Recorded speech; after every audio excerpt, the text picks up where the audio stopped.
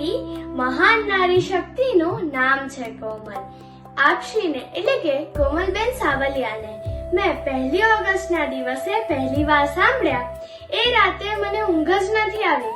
આપના વિચારો, આપના અવાજ, આપના વિચાર મારા કાનમાં ગૂંજતા રહ્યા અને મને એક વિચાર આવતો રહ્યો કે આપ જેટલો સમય બોલ્યા એનાથી થોડો વધુ સમય બોલ્યા હોત તો.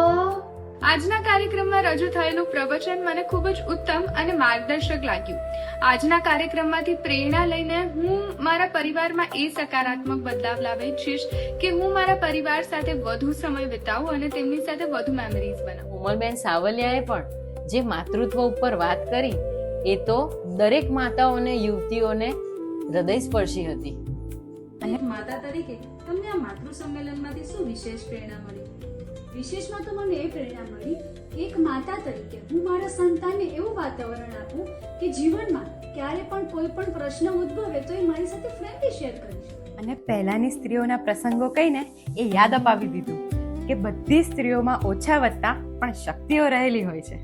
ખરેખર એમણે જે માતા જીજાબાઈનો પ્રસંગ કીધો હતો ને, માતા જીજાબાઈએ જે સંસ્કાર એમના બાળકને આપ્યા હતા ને એવા જ સંસ્કાર હું મારા બાળકને આપીશ. અને એક વાત જે કોમલબેને કહી ને એ તો આજના સમયમાં ખૂબ જ ઉપયોગી છે કે દરેક માતાએ પોતાના દીકરાને એવા સંસ્કાર આપવા જોઈએ કે બીજી દીકરીઓ એની સાથે સેફ ફીલ કરે. આ કાર્યક્રમમાં કોમલબેન સાવલિયાએ સમજાવ્યું કે આપણા દીકરા દીકરીઓને કેવી રીતે ઘડવા, તેમને સારા સંસ્કાર કેવી રીતે આપવા અને જીવનમાં યોગ્ય દિશા કેવી રીતે આપવી. મને તો એવું લાગે છે કે આવા સેમિનાર અને આવા કાર્યક્રમો સમયાંતરે થવા જ જોઈએ, કારણ કે આપણા નવયુવાનોને જીવન કેવી રીતે જીવવું, પોતાના જીવનનું લક્ષ્ય શું રાખવું અને સારા સંસ્કારો સાથે આગળ કેવી રીતે વધવું એ માટે સતત પ્રેરણાની જરૂર હોય છે.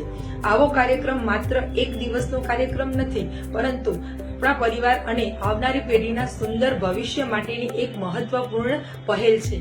મને એ અનુભવ થયો કે અત્યારે જે જેનઝી જનરેશન ચાલી રહી છે અને એના પછીની આલ્ફા જનરેશન, તો એમાં મારું આવનારું બાળક કે હું એને કેવા સંસ્કાર આપી શકું. અને સાથે સાથે હું એક બાળ સાહિત્યકાર એટલે મારી કલમ આપશ્રીના વિશે કંઈક એવું લખે છે કે શબ્દો છે કોમલ, સ્વભાવ છે કોમલ.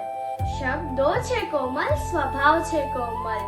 સમજણ આપવાની પદ્ધતિ છે કોમલ. સમજણ આપવાની પદ્ધતિ છે કોમલ. એવી મહાન નારી શક્તિનું નામ છે કોમલ. એવી મહાન નારી શક્તિનું નામ છે કોમલ. જે કોમલબેન સાવલિયાનું જે વક્તવ્ય હતું એ તો મને બહુ જ ગમ્યું. એમણે જે સ્ત્રીની દરેક ભૂમિકાને આવરીને સચોટ ઉદાહરણો સાથે જે વાત કરીને એ તો મને બહુ સ્પર્શી ગઈ. માતૃ સંમેલનમાંથી કઈ એવી 2 વાત છે જે તમે તમારા જીવનમાં બોધ રૂપે ઉતારવા માંગો છો? એક તો હું મારા માતા પિતા પ્રત્યેની અને ભવિષ્યમાં મારા સાસુ સસરા પ્રત્યેની જે મારી ફરજ છે એ એકદમ નિષ્ઠાપૂર્વક નિભાવીશ.